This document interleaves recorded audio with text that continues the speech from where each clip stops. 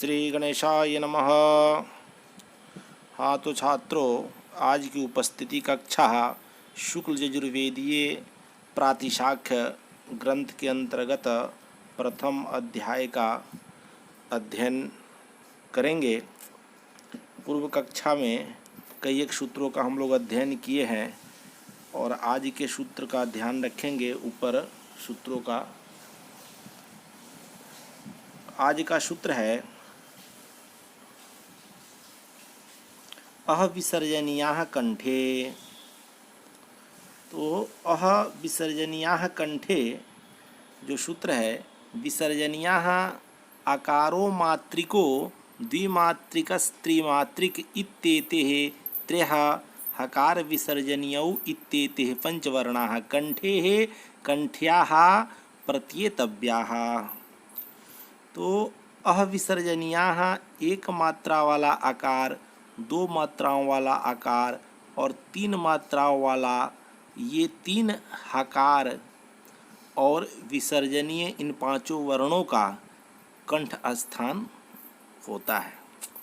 अर्थात तीनों आकार, हकार और विसर्जनीय इन पांचों वर्णों का उच्चारण स्थान कंठ माना गया है। आगे सूत्र में ध्यान देंगे। सवर्णवच्च, सवर्णवच्च अर्थात संवृत प्रयत्न आकारः विवृत प्रयत्नयोर दीर्घप्लुतयोः अवर्णयोः सवर्णवत् स्यात्। अस्पृष्ट प्रयत्न स्पर्शानां ईषद अस्पृष्ट मंथस्थानां विवृत प्रयत्न मुष्माणां स्वराणां च दीर्घप्लुतयोः वर्णयोः विवृत्वम्। तो ये स्वर्णवच्च बता रहे हैं कि अ आ अर्थात तीनों आकार स्वर्ण के समान समझना चाहिए, अथवा ह्रस्वकार, दीर्घकार, प्लुत आकार स्वर्ण के समान कार्य को प्राप्त करते हैं, उसी प्रकार ग्रहण करते हैं। और आगे सूत्र है एकार औकारयोः कंठ्याः पूर्वा मात्रा तालौ ओष्ठयोरुत्तराः। ये सूत्र बता रहा है कि एकार और औकार की पूर्ववर्ती अर्थात प्रथम मात्रा कंठ में उच्चरित होती है। परवर्ती द्वितीय मात्रा क्रमशः तालु और होठों से उच्चरित होती है। इसीलिए सूत्र कह रहा है कि एकार औकारयोः कंठ्या पूर्वा मात्रा तालौ ओष्ठयोरुत्तराः। एकार औकारयोः एकारस्य औकारस्य च कंठ्या पूर्वा मात्रा आकार मात्रा उभयोरपि पूर्वाः उत्तरा प्रथमस्य तालुस्थान एकार इत्यर्थः।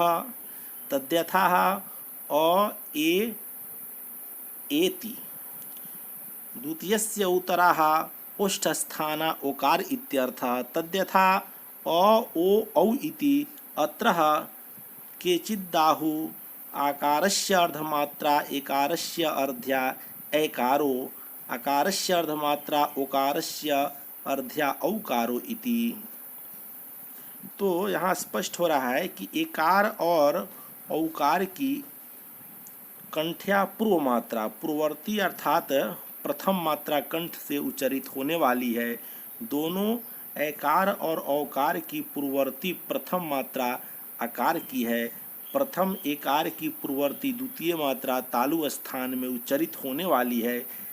इसलिए यह अर्थ स्पष्ट होता है कि अ और ए बराबर ए द्वितीय औकार भी पूर्ववर्ती द्वितीय मात्रा ओष्ठ स्थान से उच्चरित होने वाली है।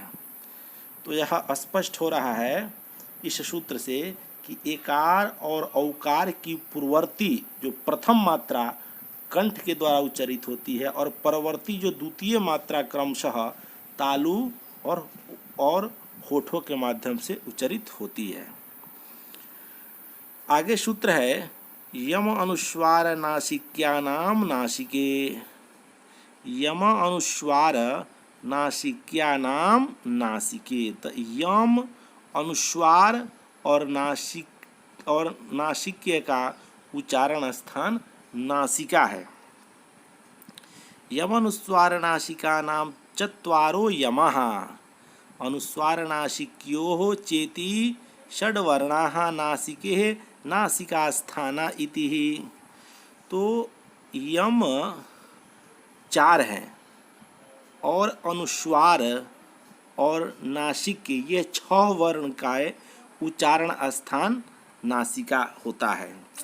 यम 4, अनुस्वार 5 और नासिक ये 6 वर्ण के उच्चारण स्थान नासिका माना जाता है। आगे सूत्र है मुख नासिका कर्णोः अनुनासिकः। तो मुख और नासिका से उच्चरित होने वाला वर्ण अनुनासिक कहलाता है। मुख सहिताय नासिकया क्रियत इति मुख नासिका कर्णः। मुख नासिका कर्णो वर्णः अनुनासिकः अनुनासिक संज्ञा भवति।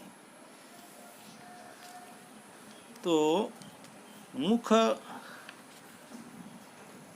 और नासिक से उच्चरित जो वर्ण है वही अनुनासिक कहलाता है, वही अनुनासिक है, ऐसा समझना है। मुख सहित नासिका से उच्चरित होता है मुख नासिक कर्णः। मुख नासिका कर्णः मुख और नासिका से उच्चरित होने वाला वर्ण ही अनुनासिक संज्ञा है। यहाँ जाति में एक वचन स्वरों का यह वैकल्पिक धर्म है, किंतु रेफा व्यतिरिक्त अंतस्थ वर्णों का यह असंदिग्ध स्पष्ट रूप उल्लेखित है। जैसे अंतस्था सूत्र से पूर्व तक उपधा स्वर को अनुनासिक होने का अधिकार किया जाता है, उसी प्रकार यहाँ स्पष्ट हो रहा है कि मुख और नासिका दोनों से उच्चरित जो वर्ण होगा उसको हम अनुनासिक की संज्ञा देंगे, उसे अनुनासिक कहते हैं।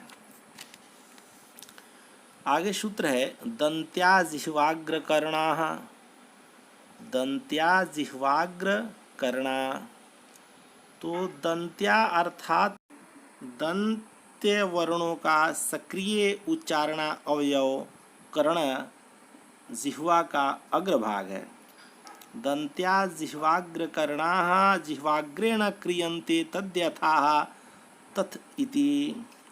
दंत्याः दंत वर्ण जिह्वाग्र कर्णाः जिह्वा के अग्रभाग से उच्चरित होता है, जैसे त, थ इत्यादि।